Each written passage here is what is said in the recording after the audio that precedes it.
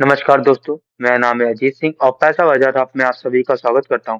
आज हम बात करने वाले हैं आईआरवी इंफ्रा के बारे में। सबसे पहले जानेंगे क्वार्टर 2 2026 के फाइनेंशियल परफॉर्मेंस के बारे में, फिर जानेंगे स्टॉक की परफॉर्मेंस कैसी रही और हाल ही में से एक न्यू मेगा टीओटी प्रोजेक्ट मिला है, इसके बारे में जानेंगे और इसका इम्पैक्ट क्या पड़ेगा कंपनी के ऊपर, उसके बारे में। फिर अपकमिंग अपॉर्चुनिटीज के बारे में जानेंगे, कंपनी के पास क्या क्या नए मौके आने वाले हैं और लास्ट में हम बात करेंगे कंपनी की वैल्यूएशंस के बारे में। सबसे पहले फाइनेंशियल परफॉर्मेंस की बात करेंगे Q2 फाइनेंशियल ईयर 2026 की। तो रेवेन्यू 10% अप गया है ईयर ऑन ईयर बेसिस पे। इबिटा 20% ग्रो हुआ ईयर ऑन ईयर बेसिस पे।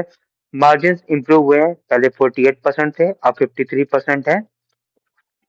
बीओटी मतलब बिल्ड ऑपरेट ट्रांसफर की बात करें तो इसमें बिजनेस का कंट्रीब्यूशन बढ़ा है, इससे ये मार्जिन इंप्रूव हुए हैं। नेट प्रॉफिट की बात करें 41% जंप हुआ और पहुंच गया 140 करोड़ पे।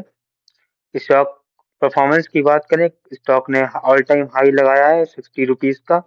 करंट प्राइस चल रहा है 44 के आसपास और ये अपने ऑल टाइम हाई से 27% डिस्काउंट पर ट्रेड कर रहा है।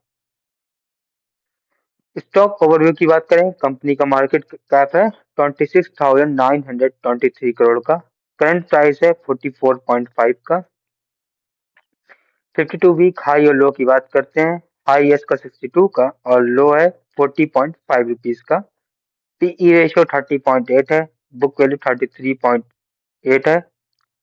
रिटर्न ऑन इक्विटी 5.97 है। रिटर्न ऑन कैपिटल एम्प्लॉयड 7.82 है। इसको एक नया प्रोजेक्ट मिला है, उसके बारे में बात करें तो इसको एक 9,270 करोड़ का टीओटी प्रोजेक्ट मिला है एनएचएआई से। तो ये प्रोजेक्ट दो मेजर यूपी कॉरिडोर्स हैं। पहला है लखनऊ अयोध्या गोरखपुर और दूसरा है लखनऊ से वाराणसी। आरबीआई ऑपरेट करता है 20 साल से एसेट्स 85 से 88% इबिटा मार्जिन पर। 50 प्लस इसका कंपनी पर इम्पैक्ट ये होगा, टीओटी मार्केट शेयर मतलब टोल ऑपरेट मार्केट शेयर इसका जो है वो 33% से 42% पहुंच जाएगा। एसिड बेस में इंक्रीमेंट होगा, अभी 80,000 करोड़ की है और इसके बाद 90,000 करोड़ की पहुंच जाएंगी। टोल रेवेन्यू में ऐसा उम्मीद लगाया जा रहा है 10 से 11% तक की बढ़ जाएंगी और अगले साल में 18 से 20% तक की जंप आ सकता है इसका रेवेन्यू में। फाइनेंशियल टर्म देखते हैं 2021 से 2025 का। तो सेल्स थी पहले 5,299 करोड़ की, जो कि 2025 में बढ़ गई है 7,613 करोड़ की। थोड़ी सी स्लो ग्रोथ है। ऑपरेटिंग प्रॉफिट की बात करें तो पहले थे इसके 2021 में 2,352 करोड़ के, जो कि अब पहुंच गए हैं 25 में 3,472 करोड़ के। ऑपरेटिंग प्रॉफिट मार्जिन स्टेबल है 41% से 49% के बीच में और नेट प्रॉफिट कंपनी का है 2025 में 6,481 करोड़ का। इसमें मेनली अदर इनकम से ज्यादा इनको फायदा हुआ है, मतलब मेन इनकम से थोड़ी इनकम कम है, अदर इनकम से ज्यादा आने आया है। अपकमिंग अपॉर्चुनिटीज ये है, एनएचएआई रिलीज करने जा रहा है 25,000 से 30,000 करोड़ के टीओटी प्रोजेक्ट्स और 28,000 से 30,000 के बीओटी प्रोजेक्ट्स बहुत ही जल्दी। टोटल बिडिंग अपॉर्चुनिटी होगी 55,000 से 60,000 के बीच की। अगर हम टीओटी प्रोजेक्ट्स की बात करें तो होता है टोल ऑपरेट ट्रांसफर। इसमें जो एग्जिस्टिंग हाईवेज होते हैं उस पर कंपनी कहती है कि आप कलेक्ट करिए, तो प्राइवेट कंपनी को दे दिए जाते हैं टोल कलेक्ट करने के लिए। और जो बीओटी होते हैं बिल्ड ऑपरेट ट्रांसफर होते हैं, इसमें कंपनी एक अपना हाईवे बनाती है, मतलब सरकार के कहने पर, और उसको फिर मिल जाता है लीज पर, कलेक्ट करो तुम रुपया। तो ये मेन डिफरेंस है टीओटी और बीओटी प्रोजेक्ट्स में।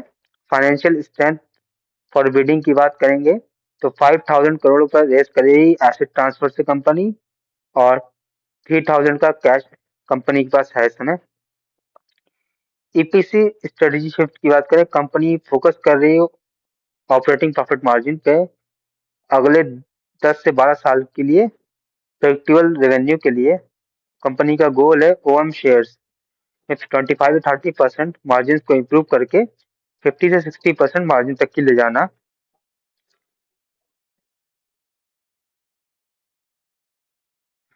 और कंपनी के प्रोस की बात करें मतलब स्ट्रेंथ की, तो इनके मेजर डेब्टर्स जो हैं वो घट गए हैं। मतलब उधारी में जो माल था वो कैश में जल्दी कन्वर्ट हो रहा है। तो पहले 48.8 डेज थे, अब 50.9 डेज हैं। तो strong working capital efficiency company के पास है। कॉस्ट मतलब वीकनेस देखते हैं तो लो इंटरेस्ट कवरेज रेशियो है, पुअर सेल्स ग्रोथ है। अगर पिछले 5 साल की बात करें 2.13% सीएजीआर से ग्रोथ हुई है। लो रिटर्न ऑन इक्विटी है, 5.29% से ग्रोथ हुई है लास्ट 3 ईयर में। अर्निंग में इनका अदर इनकम का पोर्शन ज्यादा है और प्रमोटर्स होल्डिंग घटी है पिछले 3 साल में 3.79% की। शेयर होल्डिंग पैटर्न का देखें Q2 2026 में तो प्रमोटर्स की होल्डिंग 30.42% है, फॉरेन इंस्टीट्यूशन की होल्डिंग 43.40, डोमेस्टिक इंस्टीट्यूशन की होल्डिंग 9.58, पब्लिक होल्डिंग 16.59। अब हम स्टॉक के वैल्यूएशन पर बात करेंगे। पीई रेशियो है कंपनी का 30.8, आइडियल होना चाहिए 15 से 20 के बीच में। तो इसके हिसाब से थोड़ा सा ओवर वैल्यूड नजर आ रहा है PE ratio according. PB ratio price to book value की बात करें तो ये निकल के आ रहा है 1.31। आइडियल होना चाहिए 1 से 2 के बीच में। तो इसके हिसाब से ये फेयर वैल्यूएशन पर ट्रेड कर रहा है या कहें थोड़ा सा अंडर वैल्यूड है। Return on equity return on capital employed की बात करें तो रिटर्न ऑन इक्विटी 5.91 है, होनी चाहिए 12 से 15 के बीच में। रिटर्न ऑन कैपिटल एम्प्लॉयड 7.82 है, आइडियल होना चाहिए 10 से 12 के बीच में। तो कंपनी के लो रिटर्न्स हैं और प्रीमियम वैल्यूएशन को जस्टिफाई नहीं करते हैं।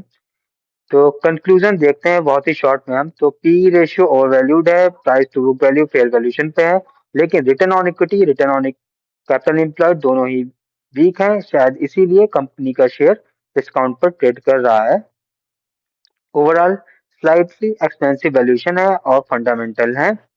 तो ये वीडियो सिर्फ और सिर्फ एजुकेशनल पर्पस के लिए, कोई भी बाई सेल की रिकमेंडेशन नहीं है।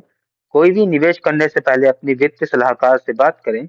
अगर आपको वीडियो पसंद आया है तो लाइक करें, शेयर करें, सब्सक्राइब करें। अगर आप किसी स्टॉक के बारे में जानना चाहते हैं तो उसका नाम हमें कमेंट सेक्शन में मेंशन करिए, ताकि नेक्स्ट टाइम जब हम वीडियो बनाए तो उस स्टॉक को कवर कर सके। Thank you.